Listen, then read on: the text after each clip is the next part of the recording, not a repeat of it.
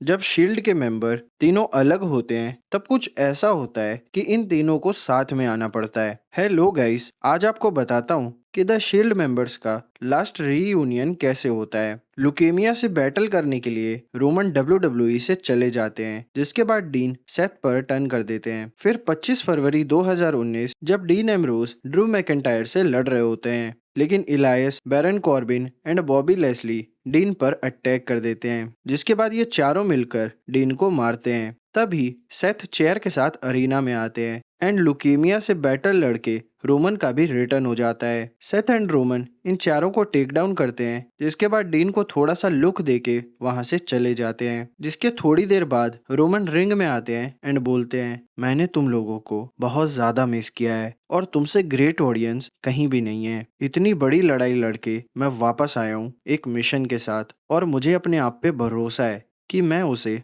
पूरा करूंगा। जिसके बाद सेथ भी अरीना में आते हैं एंड ये दोनों एक दूसरे को हग करके वहां से चले जाते हैं। 4 मार्च 2019 जब रोमन रिंग में आते हैं एंड बोलते हैं, अब सब कुछ वापस पाने का टाइम आ गया है, इसीलिए मुझे मेरे भाई डीन एंड सेथ वापस साथ में चाहिए। सेथ तो रिंग में आ। फिर सेथ रिंग में आते हैं एंड रोमन बोलते हैं, देख मुझे पता है यहाँ क्या हुआ, पर मुझे तुम दोनों साथ में चाहिए। ओए देख, डीन ने जो मेरे साथ किया, मैं उसके साथ तो बिल्कुल नहीं आने वाला। अबे तू भी कोई दूध का दूल्हा नहीं है, तेरे ही कांड है और अब वो तेरे साथ हो रहे हैं तो तेरी फट रही है। देख, कल की कोई गारंटी नहीं है, डीन एईडब्ल्यू भाग जाएगा, तब तक के लिए तो साथ आ जा। जिसके बाद डीन आते हैं, लेकिन इलायस उन्हें गिटार से मार के वहां से भाग जाते हैं। जिसके बाद ये तीनों रिंग में होते हैं and Seth and Roman dean को कन्विंस करने की कोशिश कर रहे होते हैं, पर डीन वहां से जाने लगते हैं, जिसमें अपना फायदा देख Drew McIntyre and company Roman and Seth पे अटैक कर देती है।